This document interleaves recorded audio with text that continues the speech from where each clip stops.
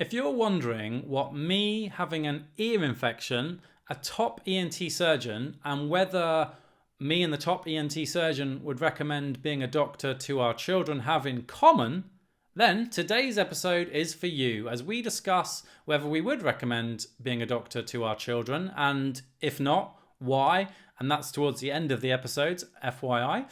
What's changed in medicine and why are so many doctors dissatisfied and burnt out and choosing to not progress in training or retire, locum, or emigrate or work more in the private sector? So hopefully this is useful to you. Remember, it's just me and the ENT surgeon sharing our opinions, and we talk about how we met, which was very random and involved me having an ear infection. But it's just our opinion, nothing more than that. I think if you want the hard data and facts and figures on this, the BMA are running a campaign about this kind of thing at the moment, and I would just signpost you to check out the BMA resources for that. Remember, if you like this, don't forget, if you don't want to miss an episode, you need to subscribe. So if you're watching on YouTube, just hit that subscribe button. If you're listening on your podcast player, subscribe on your podcast player of choice. And we hope you find this episode useful. This podcast is for general information only and does not constitute any form of advice, and tax allowances and rates are subject to change. So on today's episode, it is my absolute pleasure to be joined by Mr. Joe Manjaly. Thanks very much for having me, Tommy. Yeah, why don't you introduce yourself, and then I'm going to tell us how you ended up being here, because I love the story. Yeah, so I am an ENT surgeon. I'm an ENT consultant in London. I specialise specifically in ears and hearing restoration surgery for adults and kids. I'm in no way any sort of expert on finance or probably any of the other things we're going to talk about. But yeah, I'm sure you'll explain kind of how we got talking. Yeah, I mean, I just love this. So I was moaning on a podcast about having an ear infection and I couldn't wear my headphones because it was really painful. And I need no sympathy for that because it was caused by too much surfing. I live right by the beach. It's been an insane winter of surf, but unfortunately the water is pretty dirty because our local company discharge sewage into the water, which is nice. So yeah, I had a moan about that. And Joe really kindly emailed in to say, look, I'm happy to look in your ear for you because your podcast has been so helpful. And honestly, that just totally blew me away with your kindness because, you know, of course, me and Ed get the idea that a lot of people find this podcast useful and we absolutely love doing it. But the fact that you would just email in and say, look, I'll check out your ear for you. So that was so kind. And then actually it got more ridiculous. I had in total 5 ENT consultants that emailed me, all offering the same and with some tips about earplugs and blue tack and stuff like that. So I was just blown away by that. So yeah, I mean, just thanks so much for doing that. But then you sent me a link to a YouTube presentation, which you gave, which was entitled, what was the title? It was something along the lines of life as a surgeon, life as a doctor, what has changed in a generation? Yeah. So, and would we encourage our children into medicine? And that just raised some amazing points for me that were just absolutely bang on because, a lot of doctors are struggling at the moment. There's a lot of dissatisfied doctors. There's probably going to be a strike by the junior doctors, depending on, we're recording late January. So a lot of doctors are choosing to retire, locum and emigrate. And you just have a unique insight into this. And your unique insight is that, okay, you are an ENT surgeon now, but you watched your father, who was also an ENT surgeon, and how it was for him. And I think this is pretty key, like the generational difference, like what is going on? Why are doctors struggling? And we are going to answer that question about would we recommend medicine to our children? But we're going to do that at the end because that's what the YouTube algorithm loves people to watch till the end. So save that. Don't answer that bit, but what's going on? What's going wrong? What's going right? And what is the difference between now and when your father was training? Yeah, I mean, that talk that I gave it at the Royal Society of Medicine, and it was a sort of a culmination of about 18 months of just churning over some of these thoughts. And I guess when you're going through training, you work hard and you have this kind of undefined social contract within the profession, which says you work hard, you make your sacrifices, you give it your all and don't have too many priorities above medicine. And, at the end of it will be a very fulfilling outcome, both professionally, economically, and whatever else. And I suppose having a dad who did exactly the same job as me means that I had a very, vivid and direct comparison of what I thought I might expect. He moved to this country from another country, without huge amounts of family backup. I certainly remember him working exceptionally hard in his SHO and registrar years. And I was born when he was an SHO, so I had a very vivid memory of those struggles. But I also, he was able to, afford private school education on one salary. And, we lived in a nice house on the south coast, and I very much admire what he did, and I think he would hopefully say that it was all worth it. I love my job, I love working in the NHS, but I also recognize why those around me, and those, you only have to go on social media to realize that the vibe has changed significantly. And I also recognize that I have had a number of legs up that enabled me to feel like that. I've had help to get on the London property ladder, and I still would say I live a much more economically simple life right now compared to perhaps my parents at the same stage. And that just got me thinking, if I feel like that, then what about people who are going into this profession who have not had those unfair advantages? And I'm thinking about it more now as a consultant, where I'm inevitably having to decide how much I ask of those juniors. And what led me to write that talk is there's a big part of me that's starting to feel like I don't think I can ask of my juniors what I was asked and happily did.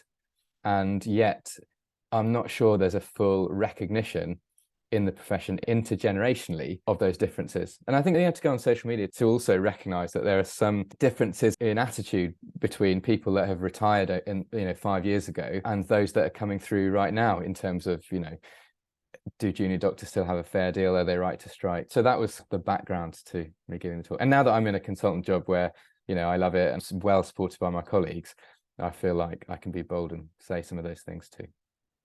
Yeah. And do you reckon you would have given that talk if you were a trainee? Because I'm going to be honest, I wouldn't have. Okay. And I think it's just probably not a popular opinion, but I think it's a really important opinion. But do you reckon you would have given that if you hadn't got your consultant job or not?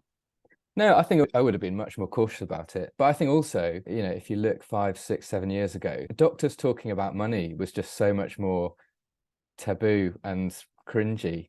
I think, your podcast has been a great way of breaking down those barriers, actually, because it will become increasingly clear that we as doctors in a new generation do have to care about this and do have to think about it for the sake of our families, if nothing else, but also our own kind of weighing up whether the toil was all worth it. And you're enabling a nation of doctors to kind of get things right, to be able to keep going and keep serving the patients, I think. But no, I think I would have been more careful. I would have been worried about what my consultants would think of me talking about money as a doctor, I think.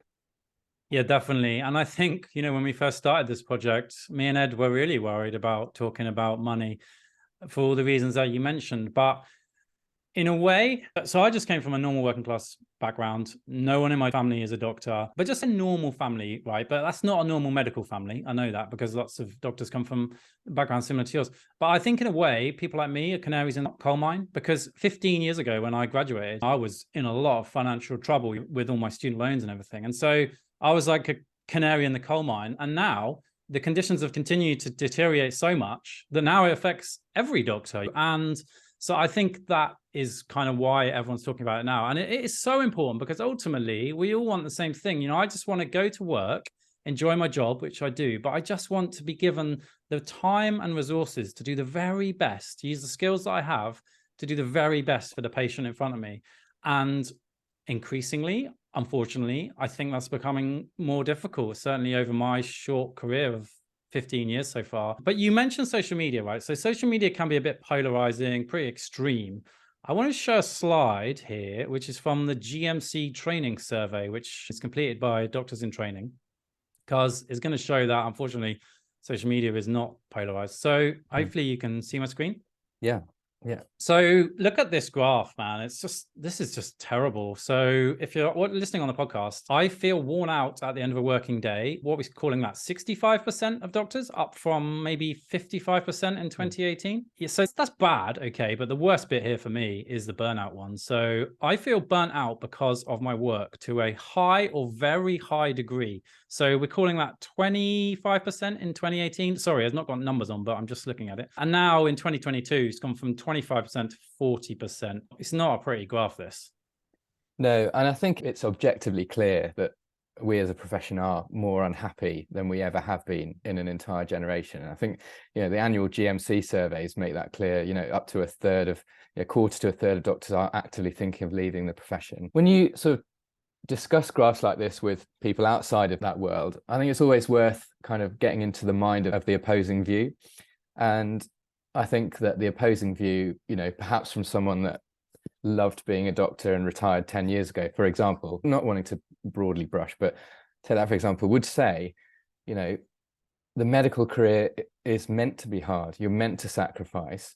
You shouldn't go into it without being willing to work hard and make those sacrifices. And what I would say to that is that I don't think the majority of doctors now are burning out because of hard work. I don't think that that's just, that graph is basically a product of this generation being snowflakes. I think it's a systemic issue that is leading to something I term as the stress of expectation disappointment leading to burnout. I really think that doctors burn out not from hard work, but from the stress of expectation disappointment. You are, on that treadmill, getting your head down. When you decide to do medicine, you're often, 16 or 17 years old. The only way you can forecast whether the sacrifices are going to be balanced out is by looking at the current doctors who are 10, 15 years down the line. And going into medicine is a long-term bet, isn't it? You're basically deciding, I'm going to pay high fees for 6 years. I'm going to work really hard as a junior doctor. And then economically, the trade-off will be that I have, professional satisfaction in the work I do. I will be working in a system that is flourishing, and I will be economically as comfortable as the consultant generation before me. I think that's probably how most people think when they go into medicine. And I think, because of various economic factors affecting a whole generation, but particularly medics because it's a 6-year degree, people are now reaching 10, 15 years into that project, that personal project, and finding that the social contract has been, pulled from under their feet. And I think that is what is the sharpest cause of burnout, I think. Yeah, I think what you said is really pertinent. It's something that I've said as well. And I think the first person I saw mention it was Mr. Tim Lane, who was at some point, I think something to do with Royal College of Surgeons. You'll know more. But that unwritten psychological contract that training is going to be hard. You're going to work some incredibly long hours. This job has never been easy. It never will be easy. But at the end, there was a carrot. And that carrot was you would have a really nice job. You'd be able to help. We would get paid to help people get better. I still think that's the best job in the world, okay? And that is a massive carrot.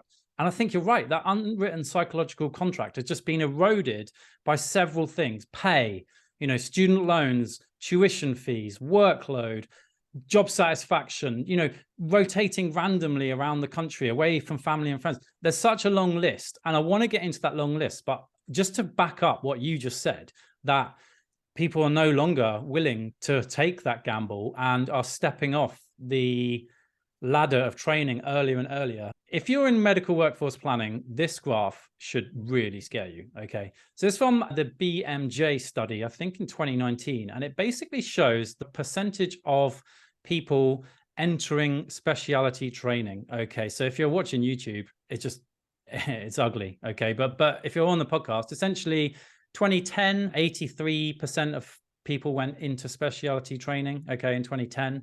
By 2018, that dropped to 38%.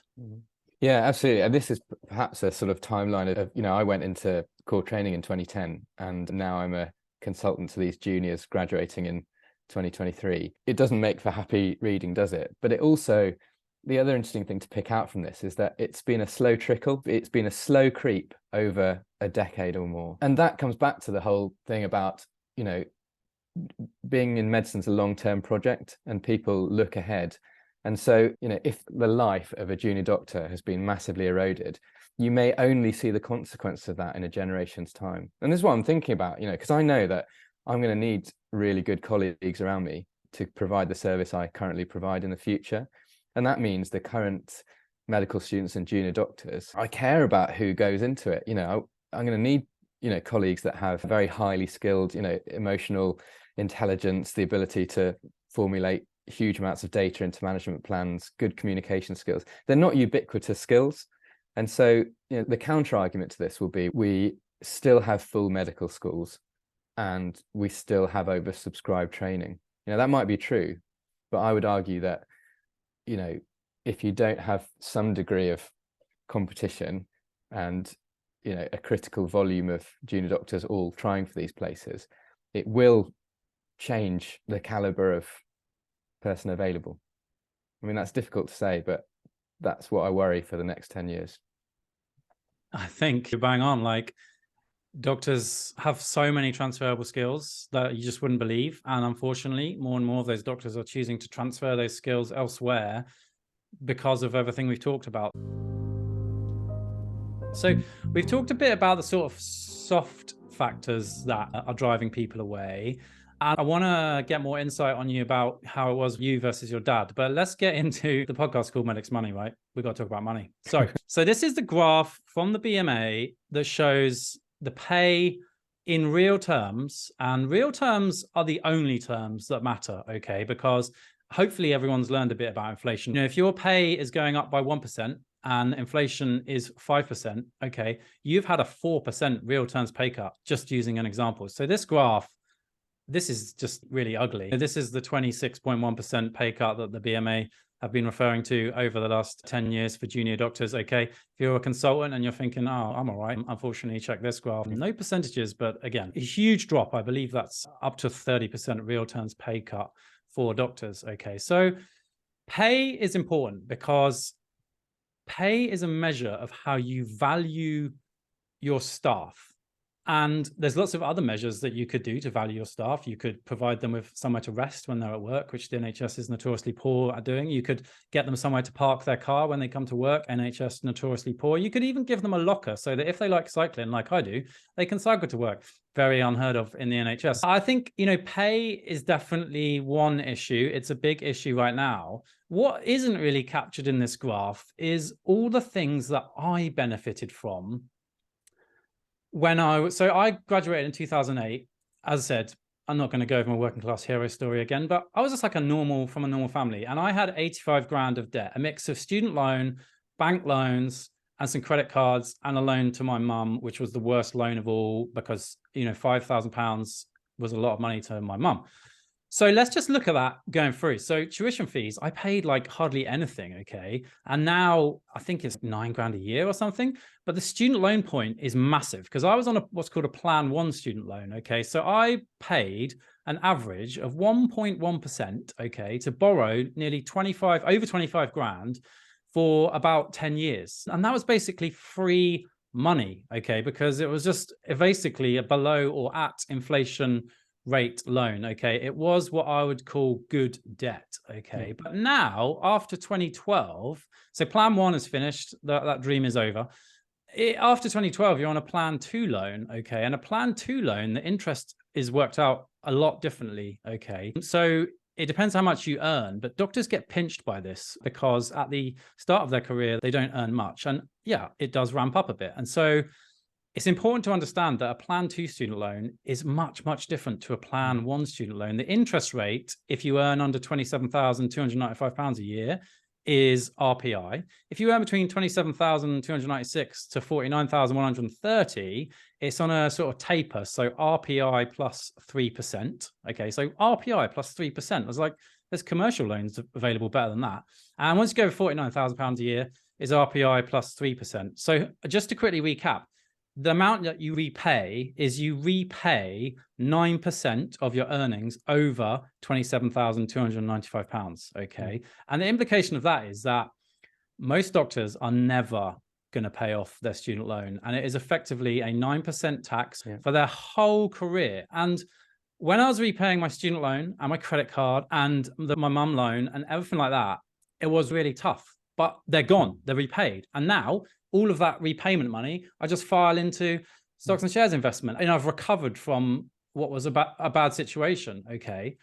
I'm a bit concerned if I graduated now that I would never recover because I've got this 9% drag on my finances. And the other thing is I lived in hospital accommodation, right? And a really nice flat because I had a partner. So we got it was like a 2-bed flat basically in the middle of St. Helier in Jersey, open market, probably 3 grand a month.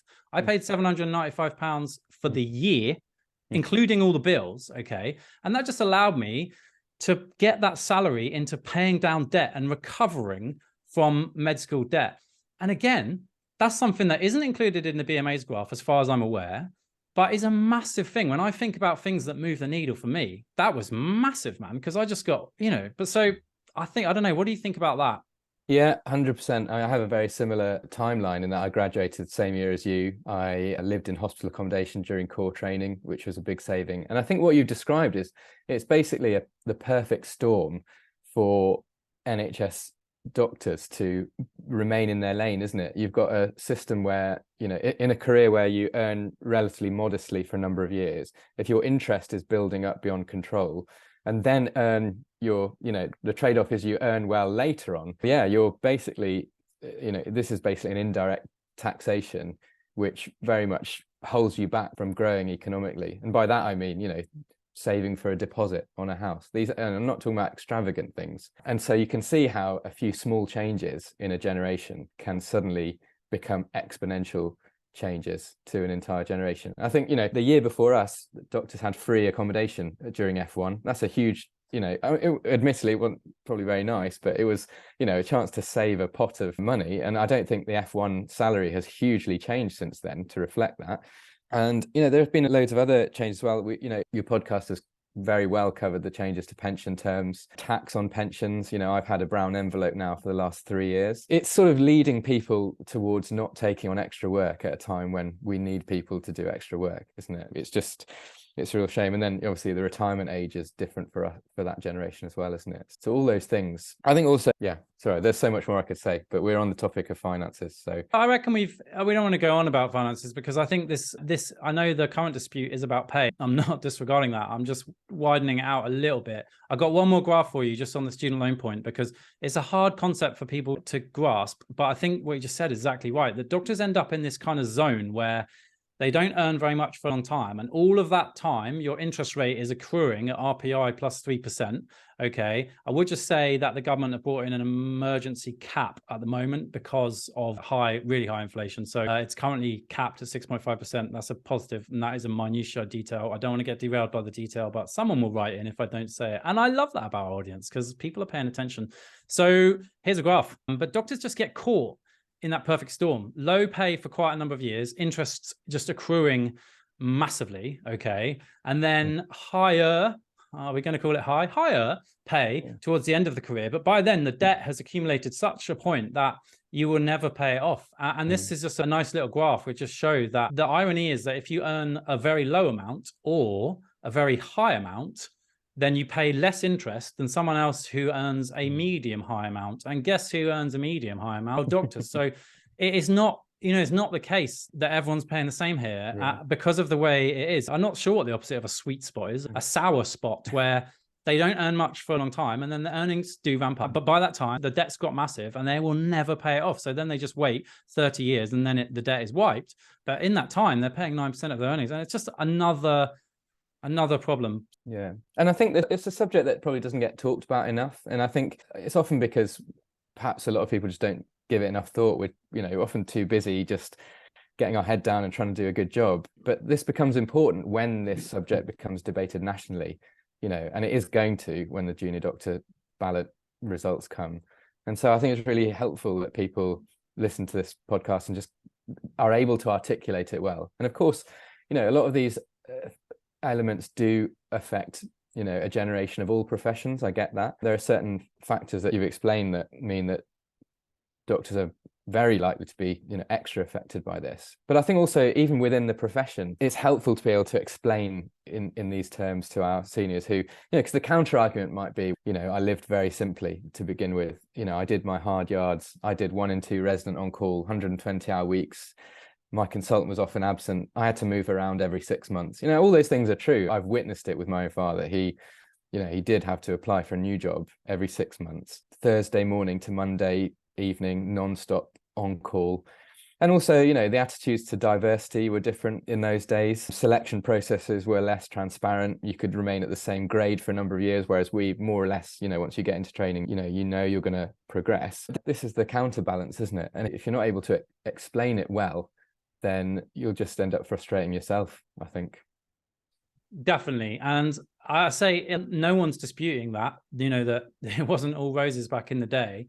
this isn't a race to the bottom, okay? Definitely not. And we definitely understand that people like your father, you know, those long on calls and the ultimate responsibility really that they bore, whereas now things are more team kind of delegated, shall we say. And it's not a race to the bottom, but we got to say, look, those couple of graphs that where junior doctors are choosing to go, if we cannot retain these people and we care about the health of this country and we care about continuing an NHS, which is free at the point of use, we need to stand up and say, okay, it was tough for me back then. You know, my final salary pension that I took at 60 with a 3 times lump sum that I paid half the contributions that you guys pay. You know, that was really hard. Definitely. I'm joking. But something has gone wrong and we can either argue about it or we can try to understand it. And I think if we don't get to grips with it, I'm just really worried about the future of, the NHS especially, medicine less so, because I think, you know, let's just be honest. I think doctoring has been a profession for thousands of years, and there will always be a need for doctors. But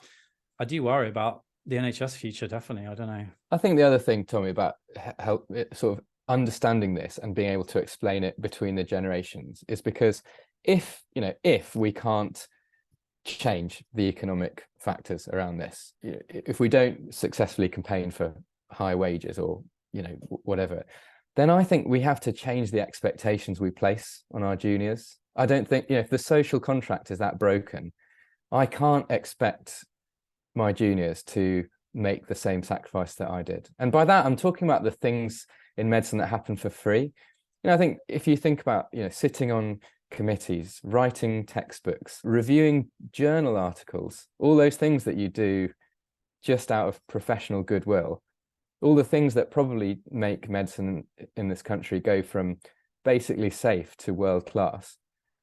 Those are all things that I happily did out of professional goodwill, but also, you know, with the understanding that my bosses appreciated it. And it led to me, you know, hopefully led to me, I'd like to think, ending up in this wonderful job that I'm in now, which I love.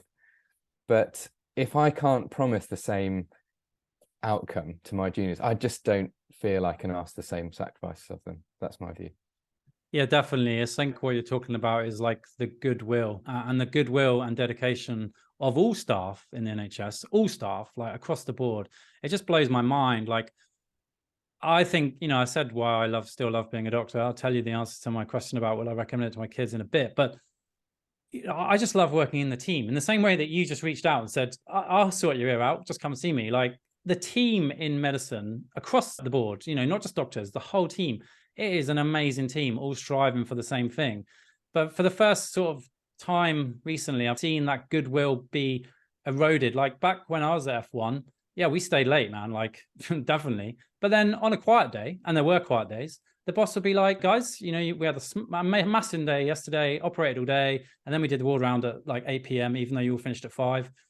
Just take the afternoon off and I'll hold your bleep. And you're just like, cool. I just think now the goodwill has just been eroded because that just doesn't, it's just not possible for you to do that for your juniors now because you're like flat out as well. Everyone, the whole system's flat out. The goodwill is getting eroded. Once you've lost the goodwill, we got big problems.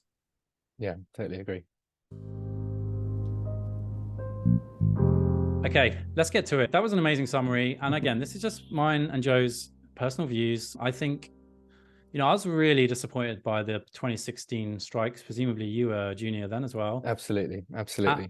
But I do think the messaging coming out of the BMA right now is a lot stronger. I think they're doing an amazing job. So just to take what we say as a little pinch of salt, but check out the BMA website for the actual facts and figures. I think their messaging has been really bang on. I've seen an infographic on social media with somebody performing some kind of massive operation, and it displays the hourly rate of the surgeon and the anaesthetist. And it's just, wow, that is, you know, that is less than I pay someone to decorate my house for an hour, and this person's doing life-saving surgery. So check that out. But yeah, would you recommend medicine to your kids or not?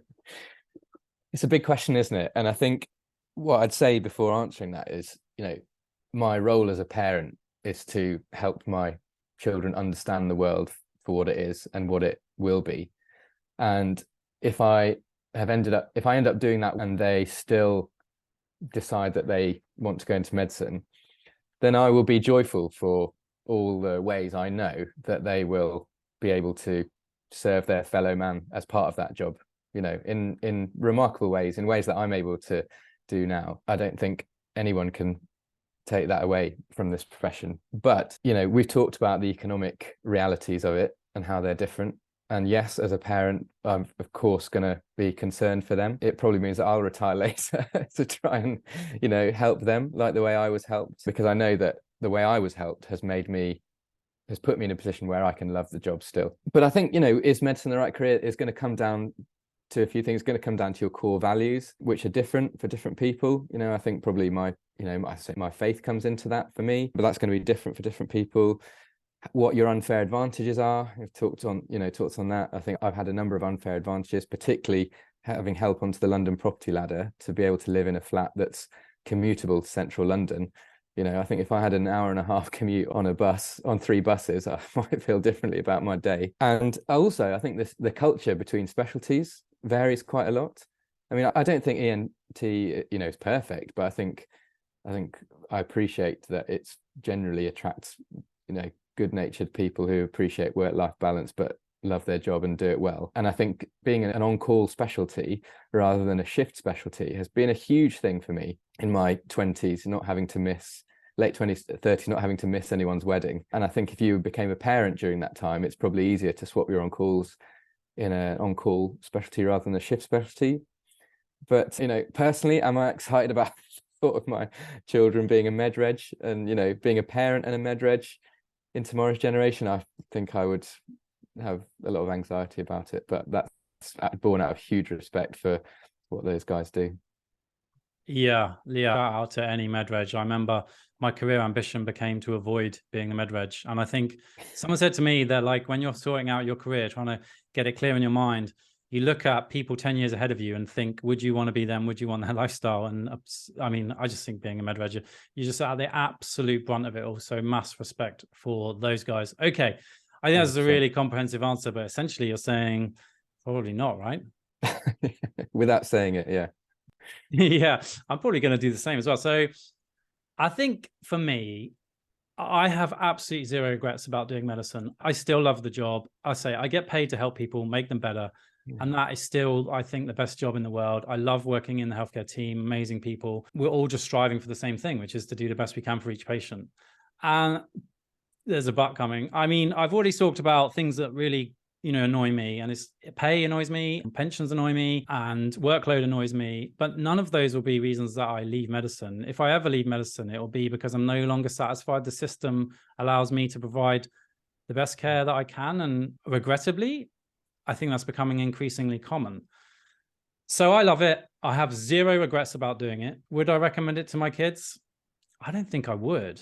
And that might seem like a bit of a paradox, but, you know, I came from working-class background. I had no contacts and I had no money. What I did have was the ability to pass exams. And that was an amazing unfair advantage that I had. But I also felt tremendous pressure to maximize that unfair advantage. And medicine was an obvious step to doing that. And it was a great step, and I never regret it, but it's so hard. It's just so hard. And I guess what I want for my kids is I was not forced into medicine at all. Like, I had zero pressure from anyone except myself. And that was the worst pressure. But I want my kids to decide to do medicine because they want to, not because they feel like I felt like it was my one shot to sort of elevate myself. And yeah, I took the shot and it worked. Okay. But I want my kids to go, I might just, you know, start a startup when I'm 18. I might just leave school at 16 and follow my passion, whatever that might be. But I just want them to not feel like they have to do it because it's a sort of guaranteed path, because it is very hard. So yeah, I haven't really articulated that very well, I don't think. But I basically, the more financial security I've got, the more I've benefited it from. Like, Medic's Money was born because I got myself into a position where I could go, do you know what?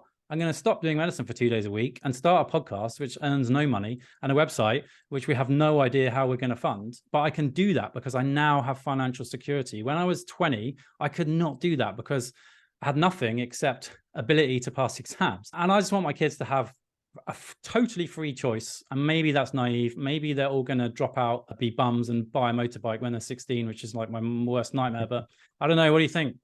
Yeah, I think you've touched on some really good points. I think the point about the system you work in very much affects your resilience, you know, and it's continuing to go south, then at some point it tips the scales. And I think, yeah, just about the leg up you have, I think makes a big difference. So, you know, if you're in a position where you don't have to worry about debt and, you know, sinking before you've swam, then it's still in many ways is a wonderful profession. But that is my concern, that it will become a hobby for the well-off. Yeah, it will split into a profession that's, you know, a hobby for well-off people, and then people who are miserable and sinking. And it just seems so unjust. And, you know, even though I'm on the good side of that at the moment, I just don't want to see it happen.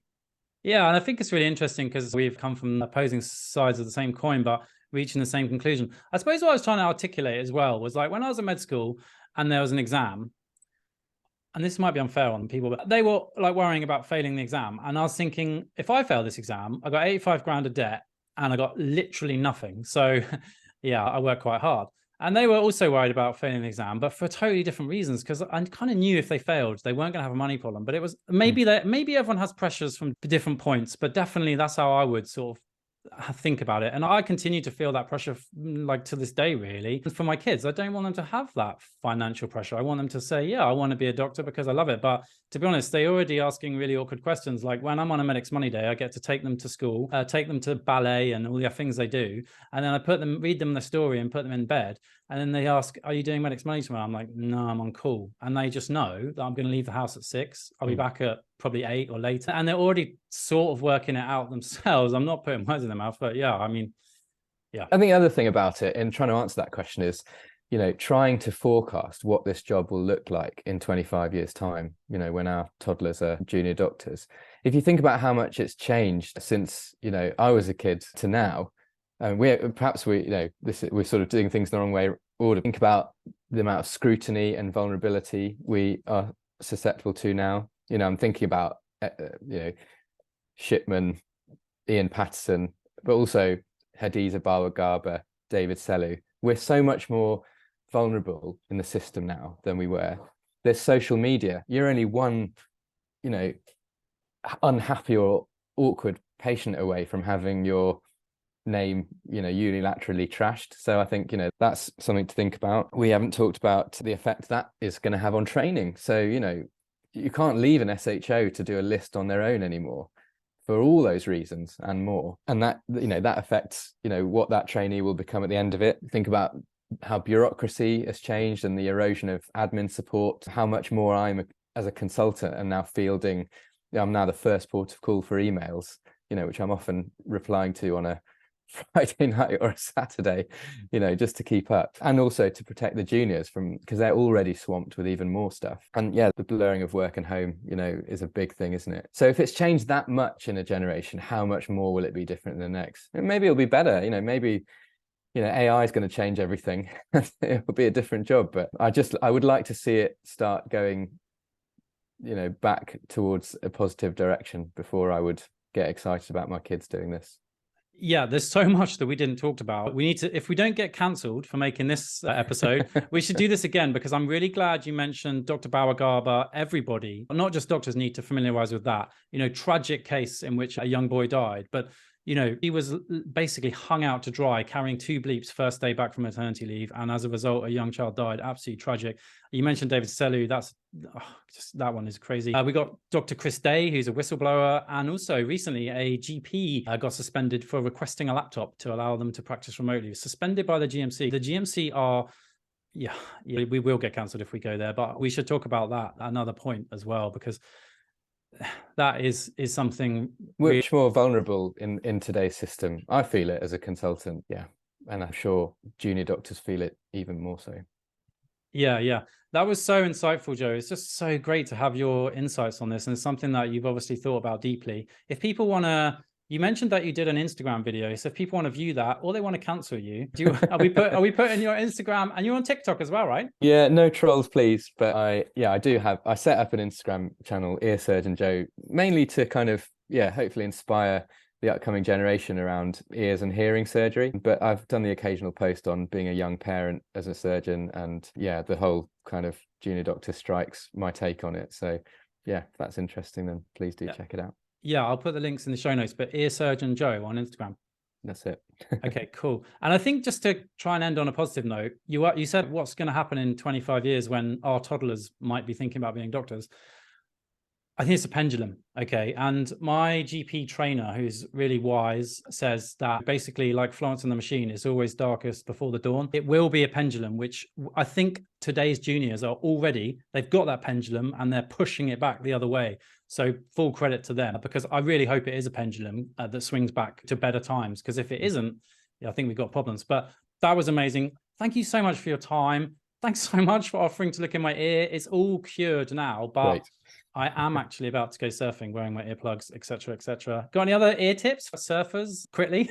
No, just don't stick anything in your ear to get the wax out. Let it self-clean. Surfing can lead to something called exostosis, which is a bony narrowing of the ear canals. So every so often I have to do an operation to drill those out. But otherwise, yeah, just don't stick anything smaller than your elbow in your ear. I got exostosis on my F1, which definitely shows you how times have changed, because I had enough time in F1, which was 15 years ago, to surf in Jersey. And but I didn't use earplugs, and it's like cold water stimulates the bone. And is that right? That's it. That's right. Yeah. Yeah. I was just gonna say hearing loss is my passion. So, and I think loads of people have it without knowing it, and it has the effect on listening effort and mental fatigue is totally appreciated. So if you've got any family members that you think are losing their hearing, encourage them to have a hearing test. That would be my other public service announcement.